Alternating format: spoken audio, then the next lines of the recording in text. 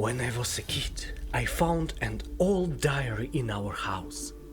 It was the notes of my great-great-great-grandfather, who lived many years ago. It was a time when computers were hand-forged by blacksmiths in forges. Countries fought wars over LCD monitors, and phones could only take messages and were called pagers. And in those notes I found a story about how he was playing a great game back then. A game where you could play any role. A game where your actions affected the plot. A game where there was complete freedom and the minimum system requirements were 60 megabytes of RAM and a video card with 2 megabytes of memory. And the game was called Baldur's Gate. I decided to try this game, but after spending 2 hours to create a character, I realized that my character was trainwreck and he could be killed by any rat, and abandoned the game. But I didn't give up hope and realized that one day I will try again in such a game. And now my dreams became true, because Larian Studios is released Baldur's Gate 3.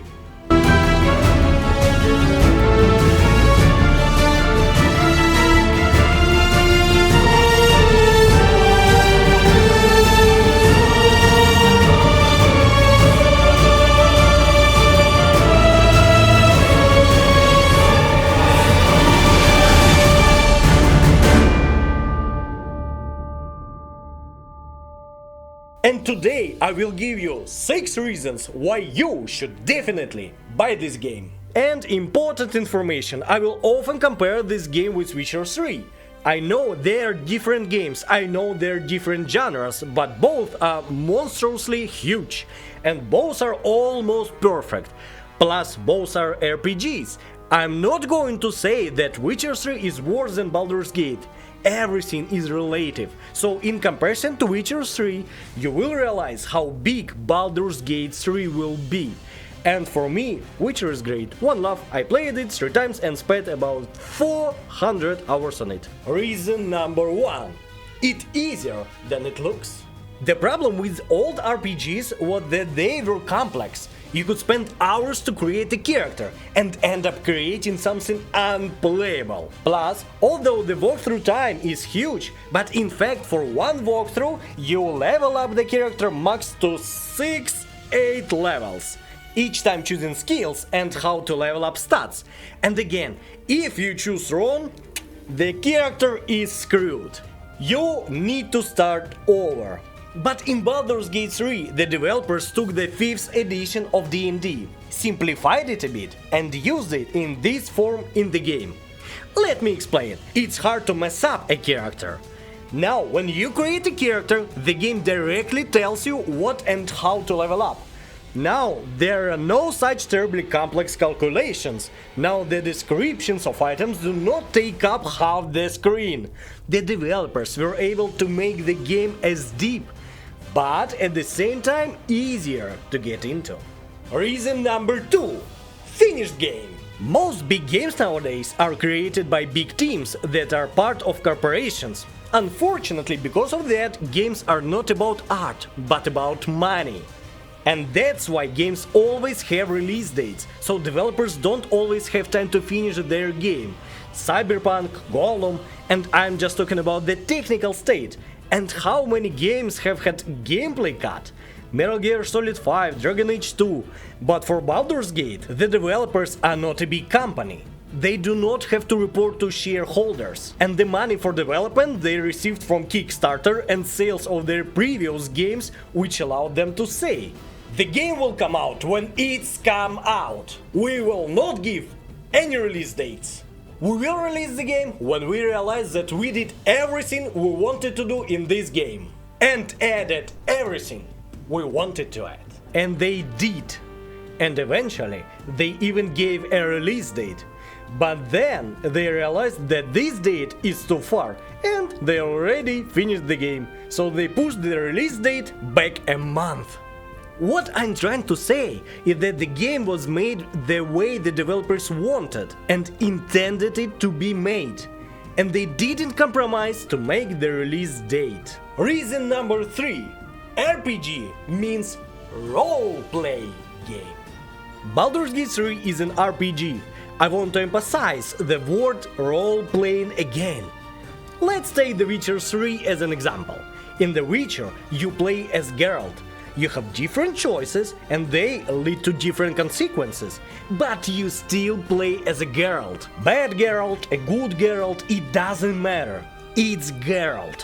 Whoever he sleeps with, whoever he kills, he always have 2 swords and can sleep with Ciri, who is not his own daughter but a stepdaughter. He can't kill Dandelion because he is annoying. Geralt is a melee warrior, not a mage, not an outlaw, not a demon summoner. And no matter how good the game is, you're still playing as Geralt. But in Baldur's Gate, you play as whoever you want. Warrior, archer, mage, boar, goody-goody, simpleton, boogeyman, villain, hero, vulgar, Casanova, trickster, merchant, craftsman, melee, range, stealth, magic, whoever you want. You prefer to go breakthrough, or you like to negotiate, or you like to kill, but without becoming a suspect? No matter how you want to play, this is your role. You play as you like, in your way. The developers have thought about a lot of different gameplay styles, and when you play the game for the second time with a different character, you will see completely different scenes and events. You will live a second or even third life. It's as if different writers were given a general concept of the plot and the main characters, and told to write a book about it, and each would write a different book. Reason number 4. Yes, I love the beer, it's my choice. In Baldur's Gate 3, the creators have given you complete freedom of action. Go where you want, jump where you want, sneak, brag, steal what you want. You don't have to play the game the way the developers intended. Cheat it, break it, rape its mechanics. The game wants it that way. You can solve the problem the way you want. Everything is like real life. Let's say you get a quest where you have to enter a locked house. How did you get there? Usually in games there would be 2-3 ways, but in Baldur's Gate there are always more. You can knock and convince the owner to open. If you have enough strength, you can kick the door. If you have dexterity, jump on the roof and get through. If you want, go ask around about this house from other residents of the town. And maybe some neighbor you helped 10 hours ago will say that she has a spare key and she will give it to you. Or you will steal it too. Or you will just trick the poor grandma and then you will enter the door. Or maybe you will find a way to get into the house through the sewer system. The choice is yours. Play as you like. Reason number 5. No middle of some calibrations.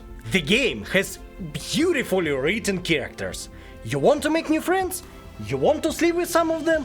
Kill some of them? Slave some of them? You're welcome! Love, promise, betray, whatever you want. All the companions are well written and they have very much dialogues. There are tons of them. And they not monotonous.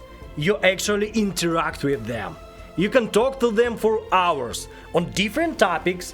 You can get their opinion on what you did or what you can do. Maybe you want to know what they think about what's going on in the world. All of that can be discussed with them. And each of them will always have some reactions to your actions or inactions. If the character is evil, he'll be very happy if you kill the freak who stepped on your foot. And very upset if you help a poor homeless grandfather who is very happy with a good character. Each of them had their own backstory, their own skeleton in the closet. None of them is a simple puppet in the squad. They're all different. And they can leave the squad if they think that you're doing something inappropriate for them. Reason number 6. Bigger than your mom. This game is big. It's huge. And even just telling you how huge it is would take too long. So I'll give you an example of cinematics. See, what cinematics are? They're scenes where characters are doing something and you're not controlling them. I'm not talking about scenes where two talking heads are standing there talking and the camera is jumping between them. I'm talking about the action. So in Witcher 3 there are about 15 hours of those scenes, which is a lot. And in Baldur's Gate 147 hours! That's more than all the seasons of Game of Thrones. But you don't have to watch everything.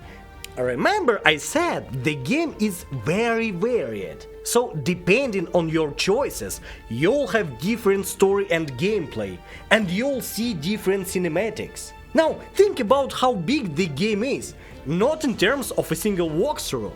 I don't think it will be longer than The Witcher 3, although I'm not sure. But when you play the game, you will see a completely different story. Unlike The Witcher, when you pass Witch, you generally see more or less the same story. And that's why I do not advise you, I order you, go and buy this game. Such games are rare, and I hope that the game will be successful and the developers will make more such games. The only thing that can confuse the newcomer, combat system, which has become simpler, but not easier. But if you want, write in the comment that you do not understand this combat system, and I will make the video about combat system in Baldur's Gate in very simple English. Thanks, and see you in the review of Baldur's Gate 3.